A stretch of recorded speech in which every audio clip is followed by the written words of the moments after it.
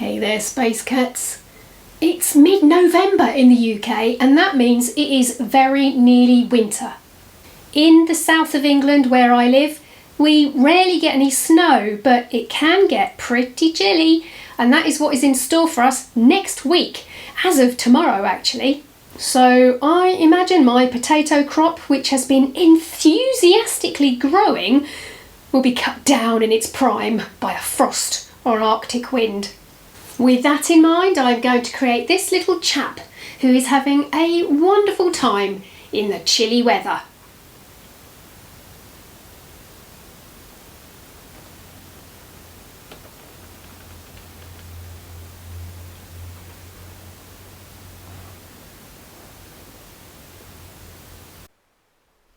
Just a quick heads up as we wend our way towards the end of the year.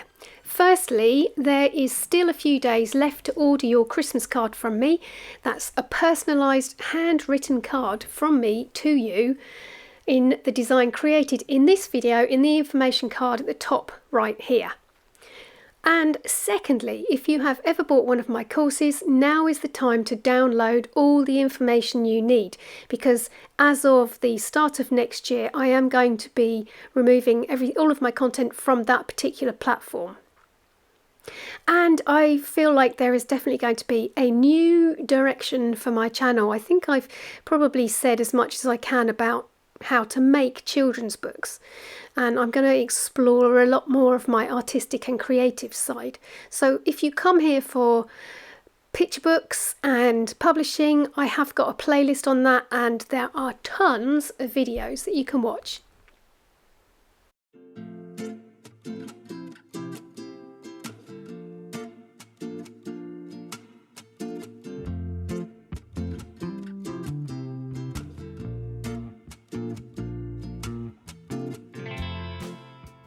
Let me tell you a little bit about this boy and what he's up to. William loves nature. He's not one to be playing computer games or watching the Disney Channel. He's more likely to be outside poking through fallen leaves to see what creatures he can find.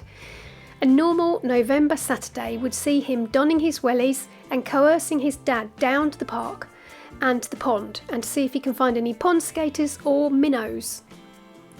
On this particular day, he and his Auntie Mabel had gone to the pet shop to buy some bird food, because at this time of year the berries are beginning to run out and the garden birds will really rely on us to help them through the winter. He has already cleaned out the feeders, an important job because that old food can harbour bacteria that can harm the birds. And whilst he was at it, he cleaned out the bird bath too. There were a few leaves from the sycamore tree next door and they'd sunk to the bottom, and sadly a deceased fly. So he tipped all that out and put some fresh water in. Once Auntie Mabel tried to put bread out for the birds, but William stopped her just in time. "You can't give them bread," he said. "It fills up their tummy with all rubbishy carbohydrates that are no good for them. What they need at this time of year is fat, like cheese, and seeds. Have you got any sunflower seeds, Auntie Mabel?"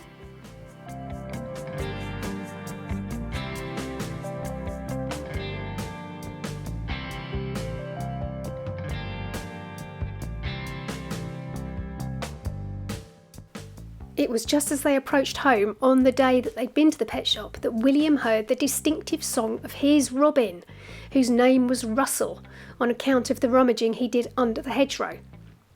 The pair knew each other very well, and William had seen quite a few of Russell's broods of chicks hatch, fledge, and find new gardens over the last couple of years. William held out his finger, and onto it hopped Russell, waiting for a tasty morsel from the basket. And this is where the picture finds them.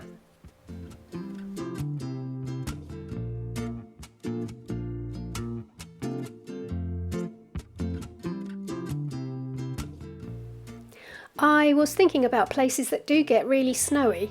I have absolutely zero scientific evidence to base this on, but my theory is long amounts of grey skies with grey roads and grey buildings leads to misery. Whereas if you live in a place that has cold, snowy days, but even on the days when the skies are cloudy, the snow reflects light, and that just gives people a little bit more joy, a little bit more of a spring in their step. Anyway, I continue to await my Nobel Prize for Science for that little nugget. Next week is full of endless hospital appointments with my husband, who's poorly with cancer, literally one every day. And I'm also working hard on the graphics and the website for the Isle of Wight Story Festival, tickets for which go on sale on the 2nd of December. Things are quite high pressure, and to be honest, I'm quite looking forward to getting this part of this particular job done so I can concentrate on making more little things. Coming into the studio just to draw something today has been a real break from the tough stuff, and as usual, I highly recommend doing something that makes your creative soul sing if you are similarly going through a difficult week. And on top of that, as I'm sure you can probably hear, I think I might be coming down with some sort of lurgy. My voice has definitely gone a bit weird over the last 24 hours, although I feel perfectly normal, as much as normal I can be anyway. So I shall be going home shortly to go and drink lots of the syrup that I made from the elderberries that I collected back a couple of months ago to see if the vitamin C in that is going to fight off whatever it is that's trying to invade me, because frankly I could do without it. And also, so could my husband, because with the type of cancer that he has and the treatment that he's been having recently, he is quite immune suppressed, like many people going through chemo. So I really don't want to be giving it to him. And, well, who else is going to look after him?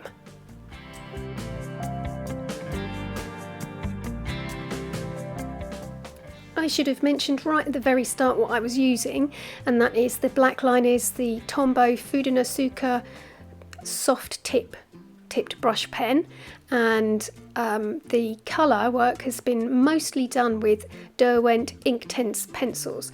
And I decided to go with a very distinctive colour palette this time, because November always makes me think of browns, whereas September, October time, I think orange and those sort of burnt colours as the leaves start to change.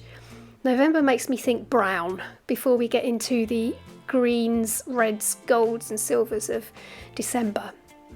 So I took out all of the brown pencils that I've got in my selection. There were about 10 of them, and I used all of them in this. And although that boot looks like it's black, it's actually the bark colour, and the bottom bit is dark chocolate. Anyway, let me know if you like having and like to work with just a colour palette of very similar colours, or whether you go for something that's really bright and contrasty. As it seems like my voice really is giving up now, I'm going to leave you with some music and then just do a quick outro, and hopefully you'll enjoy the rest of this process unfolding. Wish me luck for the voice.